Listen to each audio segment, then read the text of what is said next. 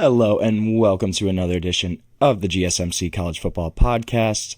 Like always, I'm your host, Jake Daly. I've got a great show for you today.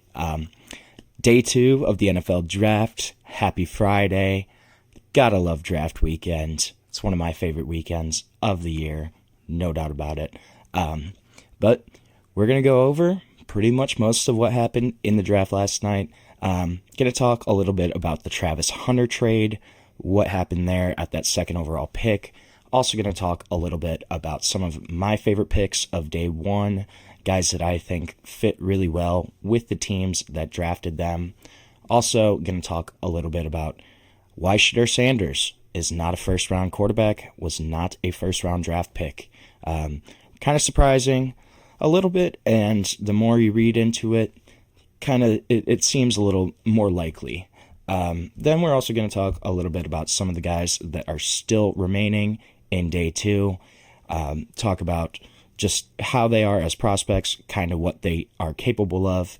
And then our last segment, we're going to finish out with a little mini mock, do the first couple picks, do up until pick 40, and kind of go with what I think might happen there. Though I was pretty wrong yesterday. I did get a couple right, but some of them were way off yesterday, I will say. Before I get into any of all that, though, I just want to quickly remind everyone that we love hearing from you during our show. Whether it's a quick comment, thoughtful question, an opinion, any kind of insight that you have to share, you want to let us know, we'd love to hear all of it. If you want to do that, an easy way is to use the Super Chat feature. Just go and click the $ at the bottom of the chat box. Just send in your comment, question, opinion, whatever hot take you got. You can send it in there. This guarantees that you get on the air. Your comment will get read on the show, and it's also just a great way to support GSMC. Keep supporting what we're trying to build here. We are so grateful to have you all as part of our community here at GSMC. We couldn't do what we do without you. To start off, I want to talk a little bit about Travis Hunter and kind of what happened there.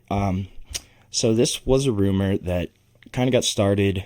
I really heard it yesterday, really coming to the forefront, but kind of got started a couple days ago of Jacksonville potentially trying to trade up for Travis Hunter. It sounded like they were really in love with him as a prospect, thought he was the best guy in this class by far, thought he was kind of a generational talent that they really wanted, they really needed. And I think this was a good move for both sides. And here's the details, the breakdown. So Jacksonville, obviously, they got the number 2 overall pick, which they use on Travis Hunter. They also got a 4th rounder for this year, 104th overall, and the 200th overall pick in the 6th round. On the flip side, though, Cleveland, for only dropping down 3 spots, dropped to 5, got Mason Graham there. Then they also picked up number 36 overall in the 2nd round, as well as they got Jacksonville's 4th rounder at 126. So they dropped down 20 spots in the 4th round. And then the big one, they pick up Jacksonville's 2026 first round draft pick.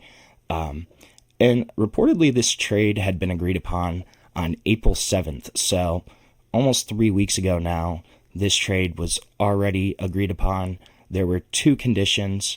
One, that the Titans would take Cam Ward at number 1 overall, and 2, both owners needed to sign off on the trade for this to happen. I'm more surprised that Jimmy Haslam signed off on it from the Cleveland perspective. Kind of surprised Andrew Berry talked him into that trade.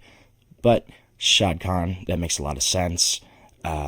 Jacksonville, first-year GM, James Gladstone, guy that kind of wanted to make a splash. Anthony, how are we doing today? I have a gut feeling for my Dolphins that if we draft a corner because of the fact that he's pro-ready, needs less development, he can start day 1, draft Dorian Strong. I could see that. Obviously, I think there's still a pretty good amount of cornerbacks available that are pretty high-caliber talents. Could pull a Jalen Ramsey. I could see that.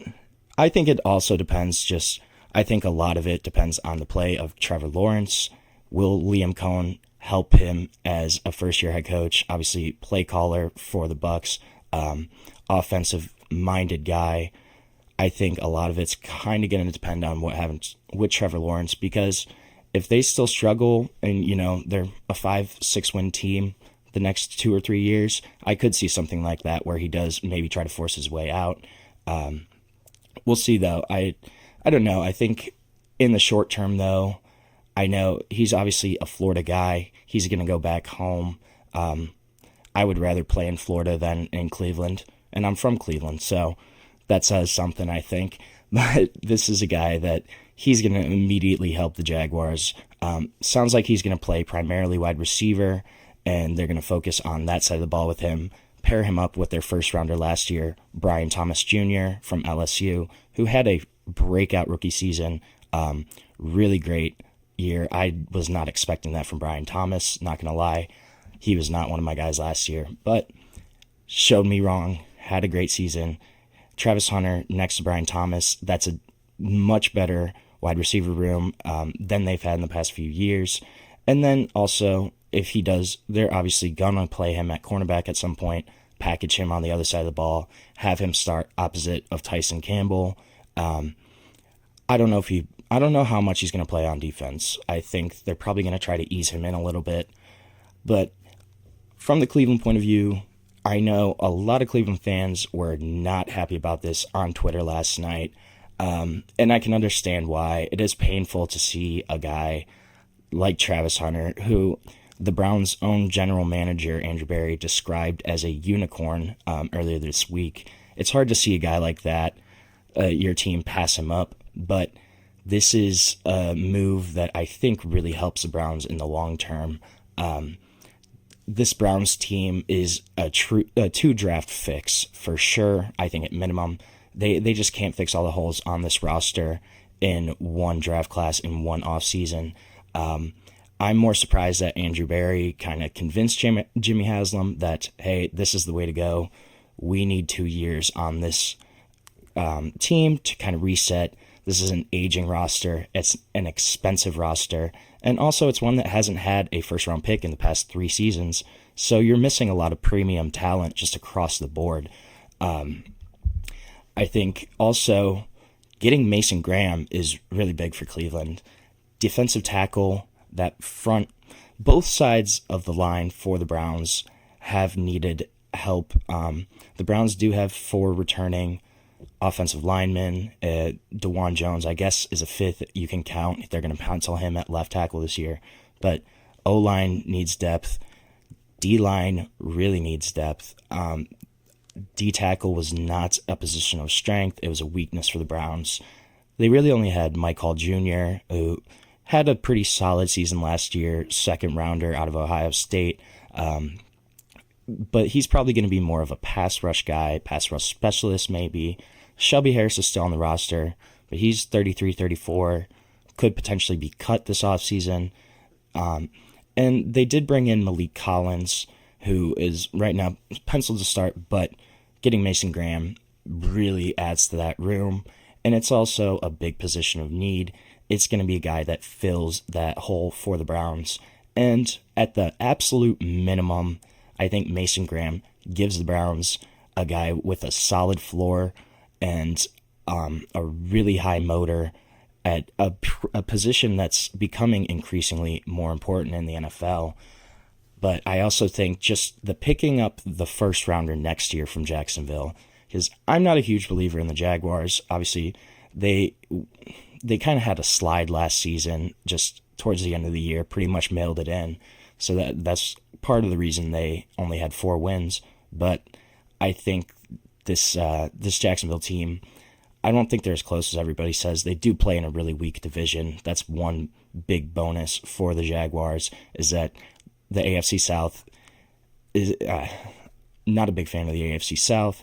I think really the Colts are the only team that, or not the Colts, the Texans are the only team that is a legitimate playoff contender. And the quarterback play, the level of quarterback play in the division, Trevor Lawrence is the guy, that second quarterback in that division. He's really the only that guy that can potentially match what C.J. Stroud can do. So there is definitely room for Jacksonville to potentially go on a run, especially if they have a winning record in the division, which shouldn't be too hard to accomplish.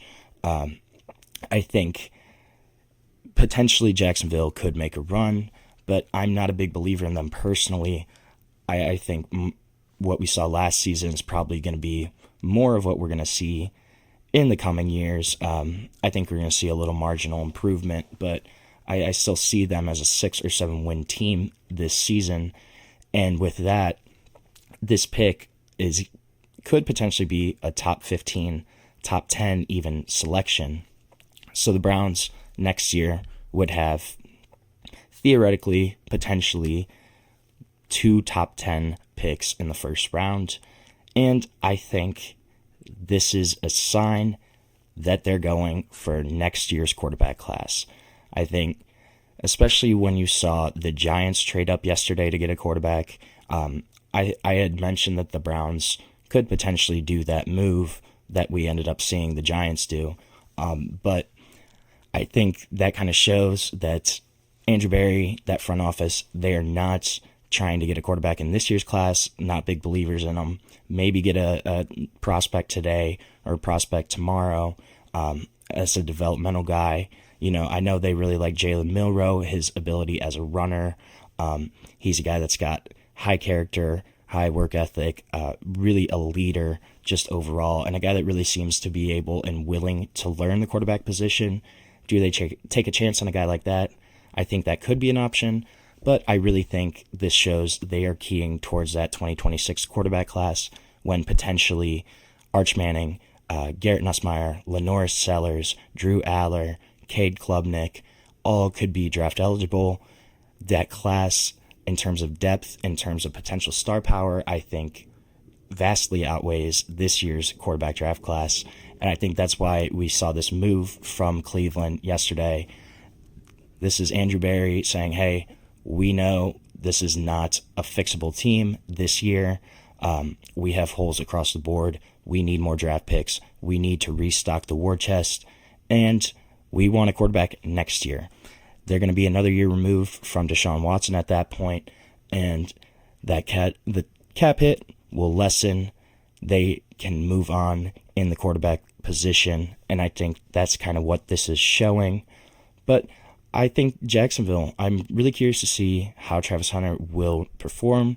I'm curious to see what kind of play designs, what schemes Liam Coen will draw up for Travis Hunter. How is he going to get him touches? How is he going to get him involved in the game plan? I think that's going to be really curious to see. I'm excited, though. I think Travis Hunter is going to be really awesome to watch in the NFL. I think he's going to be a really great player. So it sucks from the Cleveland point of view of, you're missing out on a guy that could very well be the best player in this class, a Heisman Trophy winner. But, you're looking forward to that 2026 season, next year's draft. I think that's kind of what this move is showing us from both sides of the aisle. So we're going to take our first break of the show right now. When we come back, I'm going to talk a little more draft, and we're going to talk about some of the guys that I really liked this year, and where they ended up in the first round, their fits. So we're going to talk a little bit about that, but we will be back on the GSMC College Football Podcast.